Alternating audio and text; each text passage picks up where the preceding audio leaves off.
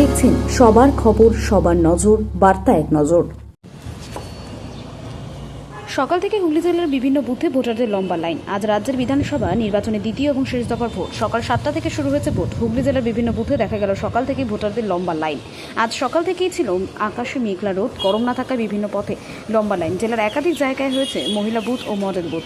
উত্তরপাড়া বিধানসভা কেন্দ্রের ছবি ধরা পড়লো আমাদের ক্যামেরা। এখানে দেখা যায় সিপিআইএম প্রার্থী মীনাক্ষী মুখোপাধ্যায় সেদিন কর্মীদের সঙ্গে কথা বললেন। সাংবাদিকদের মুখোমুখি হয়ে তিনি কি বলছেন শুনবো। এছাড়াও এদিন বিধানসভার বিভিন্ন রাজনৈতিক মহলের প্রার্থীরা তাদের নিজেদের বুথে গিয়ে ভোট দিলেন।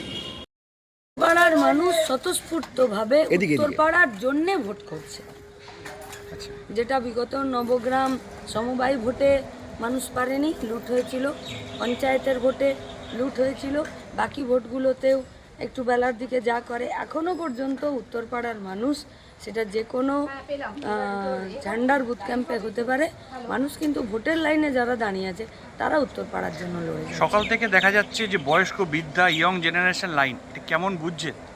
হ্যাঁ, যখন সবাই লাইনে দাঁড়িয়েছেন ভোট দেওয়ার জন্য, তখন তারা নিজের এলাকা, নিজের রাজ্যের জন্য ভোট দিচ্ছে। ইভিএমও দেখলাম কয়েকটা জায়গায় গন্ডগোলের খবর। হ্যাঁ, একটু গন্ডগোলের আছে, সবকটাকেই আমরা কমপ্লেন করেছি।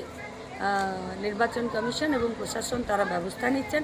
আইনে যা আছে তাই হবে, কোথাও কোনো হুজ্জুতি নেই। আপনাদের মাধ্যমে আমরা গোটা রাজ্যের মানুষের কাছে ওই বার্তা দিতে চাই। আজকে সেকেন্ড ফেজের ভোট, সাথে উত্তরপাড়ার মানুষকে বার্তা দিতে চাই, দাঁড়িয়ে থাকুন আপনার রাজ্যের জন্যে, আপনি ভোটটা দিয়ে যাবেন এবং দ্রুততার সাথে ভোট দিন। গোটা রাজ্য যখন এক জায়গায় এসে দাঁড়াবে, বাংলাকে বাঁচাতে কেউ বাধা দিতে পারে না। আজকের দিনে আপনাকে একটু ফোর্স মেসেজে দেখা যাচ্ছে, তার রহস্যটা কি? সবার গোটা পশ্চিমবঙ্গের মানুষ, যেটুকু এতক্ষণ অবধি আপনাদের দ্বারা দেখা, এবং উত্তরপাড়ার মানুষ, এরা এখন অবধি যা চলতে আছেন তাতে আর উত্তরপাড়ার ক্ষতি করার মতন জায়গাতে কেউ যেতে পারবে না। এখনও আমরা মানুষের এই স্বতঃস্ফূর্ততা, এই আত্মবিশ্বাসটাই খুঁজছিলাম, খোঁজার কাজ করছিলাম, তৈরি করার কাজ করছিলাম। আজকে সকাল এখন 9:30 পর্যন্ত, এখনও পর্যন্ত গোটা এলাকা জুড়ে মানুষের যে আত্মবিশ্বাস দেখেছে, হতাশা নিরাশার বিরুদ্ধে, এই আত্মবিশ্বাসটা আমাদেরকে অ্যাচিভমেন্টের জায়গায় মনে হচ্ছে পৌঁছে দিচ্ছে।